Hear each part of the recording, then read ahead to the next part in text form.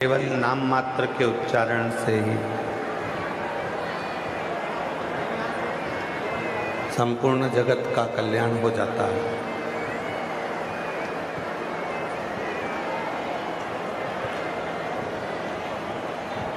कहते हैं शिव नाम लेने वाला भगवान शंकर का मंत्र जाप करने वाला एक अलग से ऊर्जा देने लगता है। शिव महापुराण के उमा संहिता में एक बात आती है।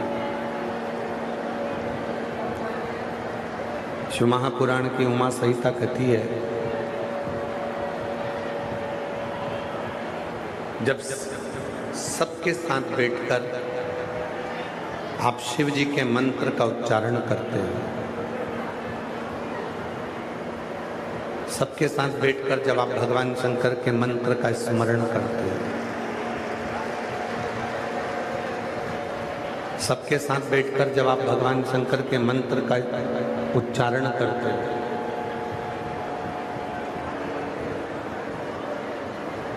तो ये मंत्र जब सार्वजनिक जगह पर सबके साथ इसका जब उच्चारण होता है, इसको जब जपा जाता है, तो हमारे जो शरीर में 3.5 करोड़ जो रोम छिद्र है,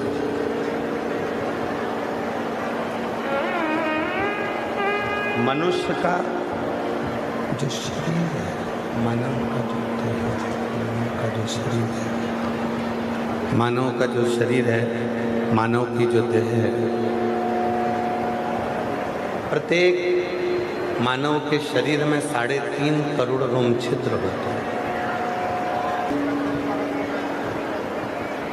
रोम छिद्रों से ये मानव का शरीर बना हुआ है और 3.5 करोड़ रोम छिद्रों से जो ये मानव का शरीर है, वो शरीर केवल उसकी सुंदरता देखने के लिए नहीं है।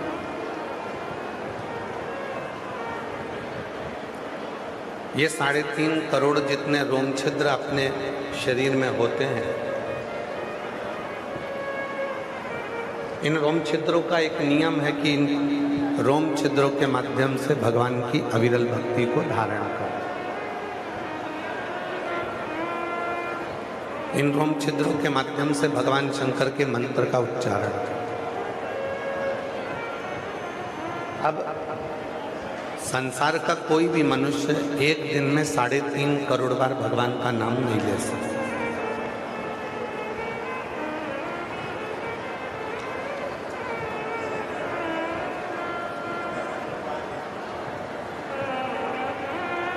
संसार का कोई भी मनुष्य होगा, वो एक दिन में 3.5 करोड़ बार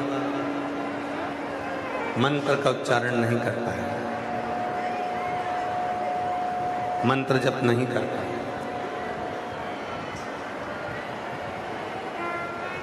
और यदि वो 3.5 करोड़ बार मंत्र का जप वो एक दिन में नहीं कर पाता है, तो सार्वजनिक रूप से बैठकर जब वो भगवान के मंत्र का उच्चारण करता है, सार्वजनिक रूप से बैठकर जब भगवान के मंत्रों को जपता है, तो वो मंत्र सार्वजनिक रूप से जब निकलते हैं एक दूसरे के मुख से, तो वो तरंग बनकर टूटते हैं और टूटते हैं तो वो 3.5 करोड़ रोम छिद्रों को सिद्ध कर देते हैं और मनुष्य सिद्ध हो जाता है।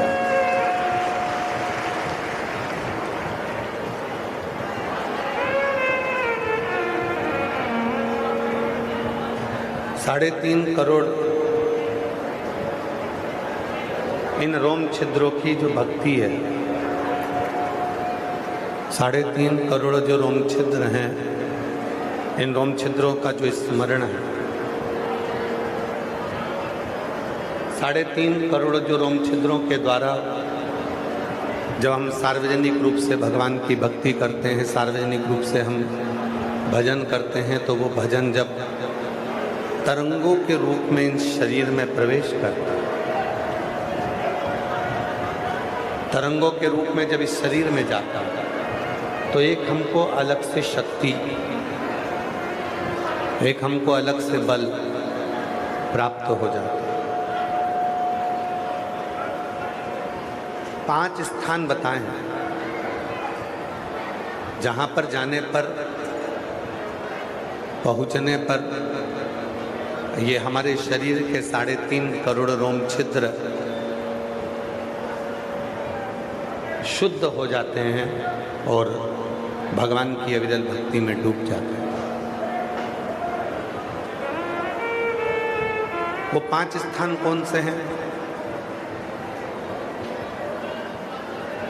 3.5 करोड़ रोम छिद्रों को सिद्ध करने के लिए, शुद्ध करने के लिए, भक्ति करने के लिए वो 5 स्थान बताए।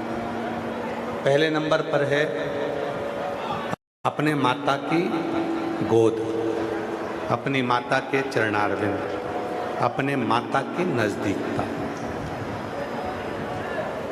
दूसरे नंबर पर है अपने पिता की गोद, पिता के चरणों की नजदीकता। इन 3.5 करोड़ रोम छिद्रों को कितना सुंदर कहा गया शिव पुराण के उमा संहिता में कि 3.5 करोड़ बार यदि आप मंत्र का जप रोज नहीं कर पाते हो, तब अपने माता पिता के पास बैठकर यदि एक बार भी श्री शिवाय नमस्तुभ्यम बोलते हो, ओम नमः शिवाय बोलते हो, नमः शिवाय बोलते हो, राम नाम बोलते हो, कृष्ण नाम बोलते हो, तो वो 3.5 करोड़ रोम छिद्रों को तृप्त कर देते हैं।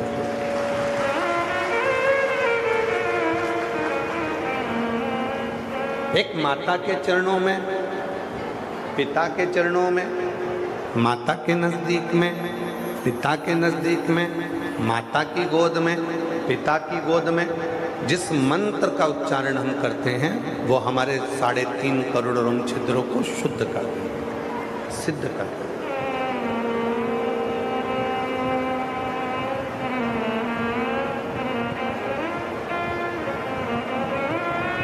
वो ऐसे रोम छिद्र है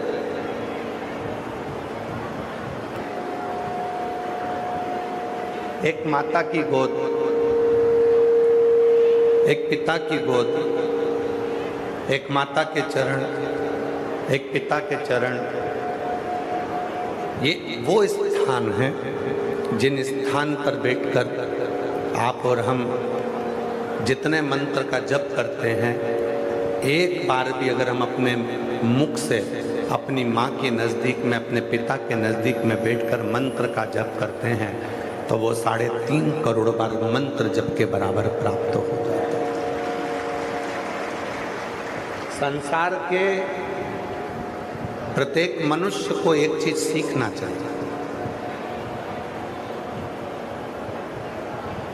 संसार के प्रत्येक मनुष्य को एक चीज अपने अंदर धारण करना चाहिए कि तुम दिन भर ऑफिस जाओ, दुकान जाओ, सर्विस पे जाओ, नौकरी पर जाओ, तुम खूब कमाओ, पर शाम को जब आप घर आए, नौकरी से, दुकान से, सर्विस से, काम से, व्यापार से जब अपने घर पर आए, अपने कमरे में जाने से पहले ज़्यादा नहीं तो 5 मिनट, 7 मिनट, 8 मिनट, 10 मिनट, नहीं तो 2 मिनट अपने माँ बाप के पास जरूर जाकर बैठा करो। वहाँ बैठने से आपको सिद्धता प्राप्त।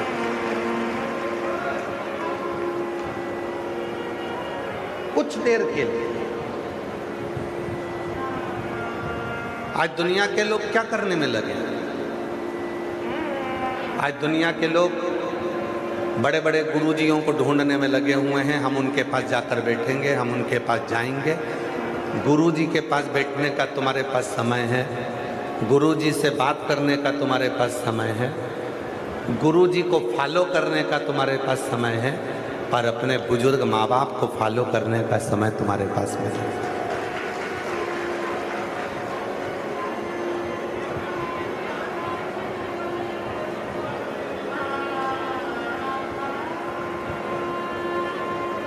आप सब बैठे हुए हो। पहले के समय में इतने सारे खिलौने नहीं होते थे। पहले के समय में इतने सारे खिलौने नहीं होते थे। टायर, ट्यूब, गाड़ी का जो साइकिल का टायर है, साइकिल का जो ट्यूब है, गाड़ी का जो टायर है, गाड़ी का जो ट्यूब है, उससे डंडी से मार मार कर उससे खेला करते थे।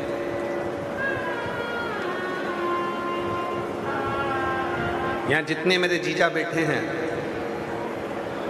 जितने मेरे बेटा बैठे हैं, वो लोगों ने भी बचपन में अपने साइकिल के टायर से, गाड़ी के टायर से, ट्यूब से खेला।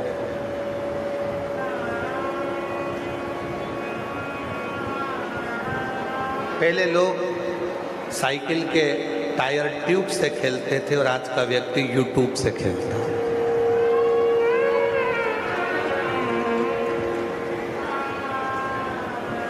पहले टायर ट्यूब से खेलते थे, अब यूट्यूब से खेलते हैं।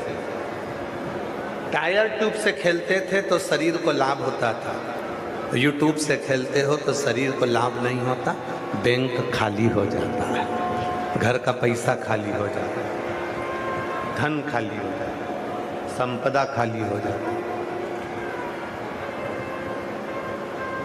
इसीलिए शिव महापुराण की कथा कहती है, 5 जगह बताई है जहाँ पर ये 3.5 करोड़, प्रत्येक मनुष्य के शरीर में रोम रोम, बारीक बारीक छेद। आप अपने हाथ को देखोगे, अपने शरीर को देखोगे तो बारीक बारीक, अपनी उंगलियों को देखोगे तो बारीक बारीक छेद तुमको नजर आएंगे। ये 3.5 करोड़ छिद्र हैं जो हमारे शरीर में हमें परमात्मा ने दिया। और ये 5 जगह पर ही शुद्ध और सिद्ध हो सकते।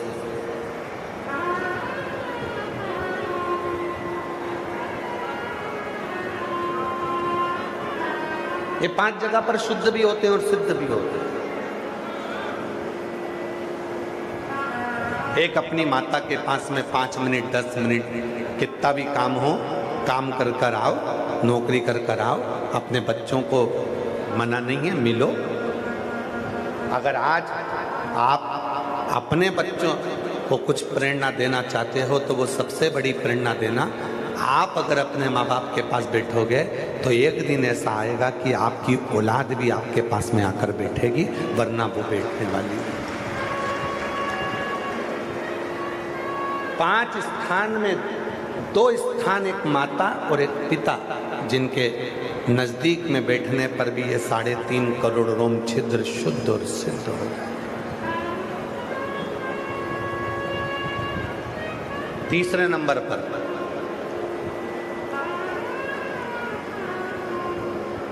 जिसको आप दिल से मानते हो, जिसको आप दिल से बसते हो, जिसको आप दिल से, हृदय से, चित्त से, जिसको आप सम्मान देते हो, आदर देते हो, सत्कार देते हो, अगर उसके पास बैठकर भी आप मंत्र का स्मरण करते हो तो वो आपको सुख देता है। जैसे